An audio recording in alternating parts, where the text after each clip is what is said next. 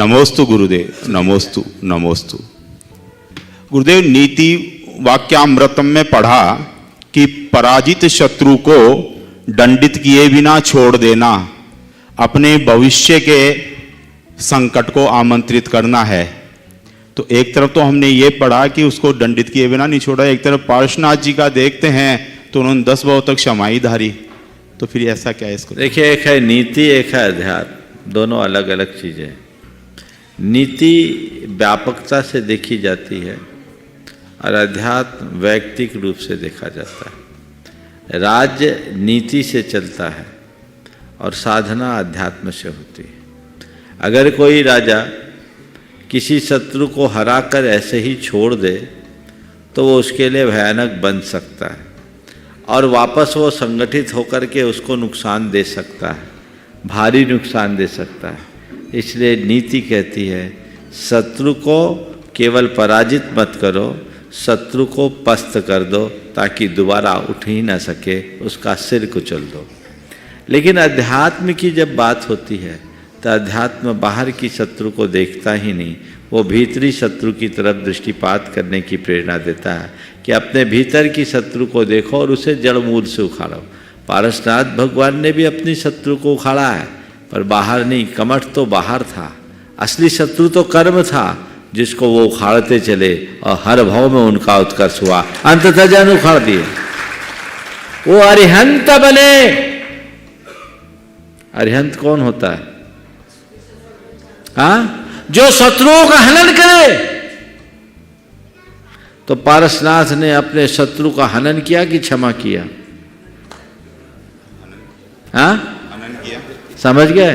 तो क्षमा की बात कहाँ? तुम लोग उल्टा करते हो, जो शत्रु नहीं है उससे लड़ते हो और जो असली शत्रु उसको क्षमा करते उसको गले लगाते हो।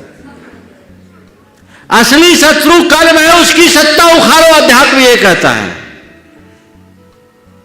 बाहर के शत्रु से लड़ने में तुम्हें कुछ उपलब्धि होगी, ये संशय, इसमें संदेह है, पर भीतरी शत्रु का अगर जड़ उखाड़ोगे तो तुम्हारी सही अर्थों में जय है।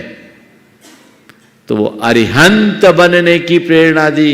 अध्यात्म करता है, कहता है अपने भीतर के शत्रु को जड़ उखाड़ो जो अनंत भवों से तुम्हारा पराभव करता आया है।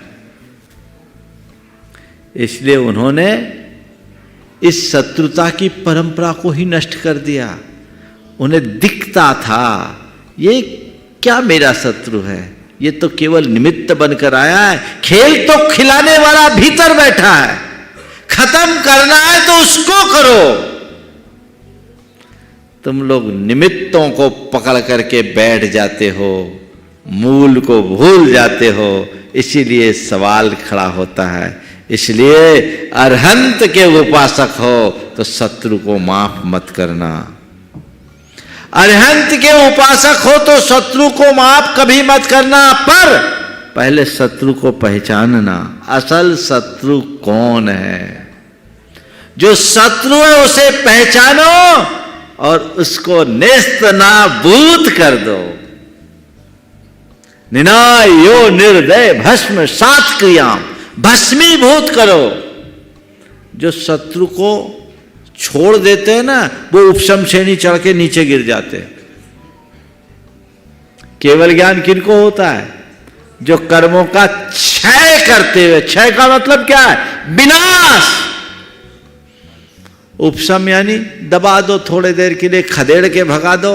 शत्रु को खदेड़ के भगाओगे फिर सिर उठाकर खड़ा हो जाएगा, और शत्रु को खत्म कर दोगे तो उठने लायक ही नहीं बचेगा। इसलिए अरिहंत बनो। समझे? भीतर के शत्रु को पहचानो, वो हमारे जीवन का मूल लक्ष्य और ध्येय होना चाहिए।